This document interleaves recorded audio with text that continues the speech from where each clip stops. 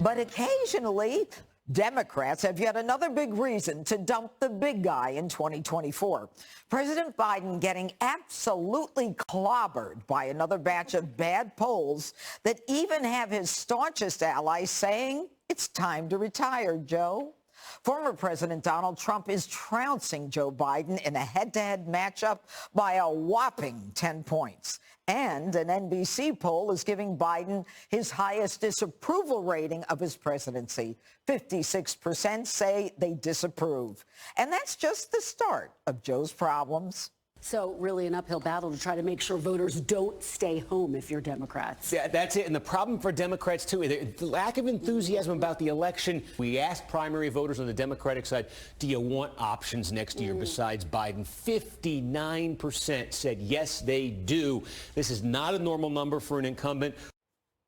Democrats and the liberal media are doing their best to spin this mess. I'm a little tired of it. I'm a little tired of 3 years hearing about how Joe Biden's going to get crushed. Whatever caveats, whether that is an outlier, that's a tough one to spin. What do you say to the 44% of Americans who say they are worse off now than they were before Biden took office? We're also getting extraordinary results. More than 13 million jobs created. That's more than any presidential term in American history. And yes, it takes a while for people to feel the full benefits of those results. You know, I got to tell you, first, Buttigieg saying 13 million, Sandra, aren't most of those from the pandemic that came back? 10 million of them? I don't even know which part to react to more. But by the way, AOC now is saying that this is an economy in crisis. Sorry, are you asking me a question? Are the Dems kidding themselves? I mean, right now, they can call this poll an outlier. But I think 4 months ago, the last Washington Post poll had Trump up 7. And now 4 months later, they've got him up 10. Why are they calling these polls outliers? I don't know. I don't know anything.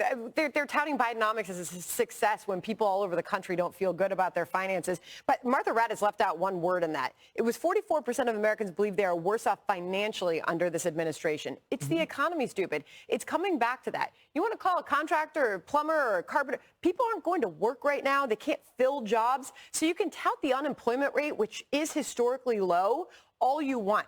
But if that's not representing the actual labor market in this country right now, then people aren't feeling it, and that's the way they're going to vote. I mentioned AOC. She's calling this economy in crisis. She says that her party is looking at the economy on paper, and that is a problem. Bidenomics, by the way, the Wall Street Journal came up with that as a reference to Biden's policies on the economy, picking and choosing winners by the government, and that has failed in this administration. So owning a description for the economy that is not working is not going to work. I just want to finish off with this. Housing affordability is a huge problem right now. Anybody out there who's looking for a home or looking to sell a home, you're probably feeling this right now. Housing affordability, without getting into the actual numbers, the index has halved since 2020. That is something everyday Americans feel right now, and they're being told they shouldn't feel that way. You know, Jesse, the economy, 75% of Americans don't think that Biden's doing a good job. Immigration, it's 2/3 are disappointed in him. 74% think his age is a problem. I mean, you didn't even need this poll to match up Trump against Biden, and yet they're like totalitarians. They're like, he's our guy. Well, because they're stuck with him, because Kamala's backup. That means they has to be Joe Biden or nobody else. And this was a message from Bezos. This is the Washington Post poll. Remember, Ignatius dropped the first article about how he should resign. That was a CIA nudge. This is Bezos, because Bezos is about to get smacked with an antitrust lawsuit. Biden is going after their monopoly, and that's about to be dropped, I think, this week. And then Biden sided with the people that were trying to unionize. All those Amazon workers, he actually stuck his neck out there. And so he's angry, and inflation's killing Amazon because, you know, they have to have all these delivery trucks use gasoline, and they're driving all over the place, and stuff's more expensive. So if you look at the poll, it's not just Biden's getting slaughtered. It's Trump's doing much better.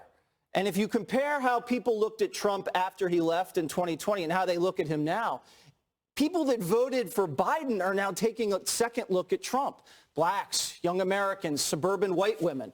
He calls them housewives. We're not allowed to say that, apparently. But Everyone is now taking a second look at Donald Trump, and it's a totally new environment right now.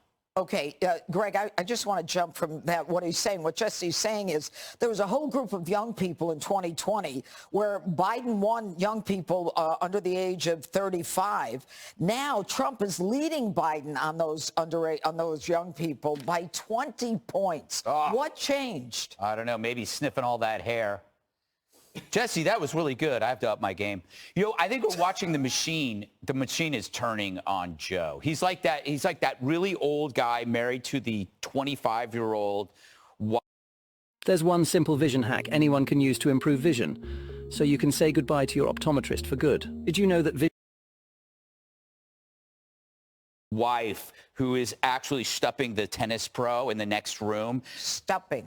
Stupping. The Dems are the wife, and the tennis pro is Gavin Newsom.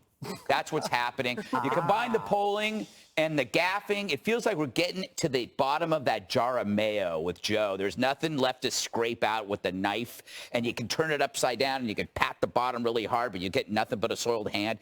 I think Joe Biden at this point is about as popular with the Democrats as I am. So I think this is it. I think that it's grinding. The machine is turning. They're pushing him out. He has no clue, though. Stupping. Yeah, stupping. Yeah. Would you like to just throw something out without asking you a direct question? So polls capture moments, and you can be guided by polls and instructed by polls. Anyone that says that this poll should not be considered seriously is not on the level. You mean Karine Jean-Pierre when she said that? Right, well, I think so. You don't consider her on the level? Well, I think we're not being. I didn't see everything she said, but anyone that doesn't consider this serious, right? Judge, I think they're just not. You got to take a look at this and say, what more do we need to be doing? What less do we need to be doing, and how do we figure this thing out? There's no doubt we're way early. I remember 4 months ago, everybody thought Ron DeSantis was going to be anointed the Republican nomination and anointed the presidency. He might be, but he's not going to be anointed. He's got a big fight in front of him. Joe Biden says all the time, compare me to the alternative, not the almighty. That may be true, but you got to be better than the alternative because you're losing to the alternative right now. And the numbers show that it's not as much as we want. I said on the show last week, Judge, Gavin Newsom, whatever you think about him, he's a good surrogate. He's youthful. He's smart. He's energetic. He resembles the future, not only of the Democratic Party, but what politics can look like, whether you like him or not. I'm not even sure that I like. I'm not even sure that I like all of his politics, but what I would do is I would have him out there. I thought we all agreed on what he did last week for Biden was as compelling a presentation on behalf of what the administration has done over the last few years and what more they want to be doing going forward. I think this week, tomorrow, will be a big test for the president. He's gonna join the picket line with the UAW workers. It'll be interesting if he actually delivers a real message about the future of the economy. I've said all along, you can't do this Bidenomics thing and just find yourself on factory floors without laying out what you've done, where you want to take the country, and why you need 4 more years to do that. If you can't do that, you're going to have a hard time. And if you can do it, these polls today will look back in a few months and say, you know what, we were able to reverse the trend. Yeah, go ahead. You want to say something? No. What? Oh, I thought you did. No, I'm all just... right. Gavin Newsom is in a panic that young Americans are being radicalized by the likes of Joe Rogan. Hey, Sean Hannity here. Hey, click here to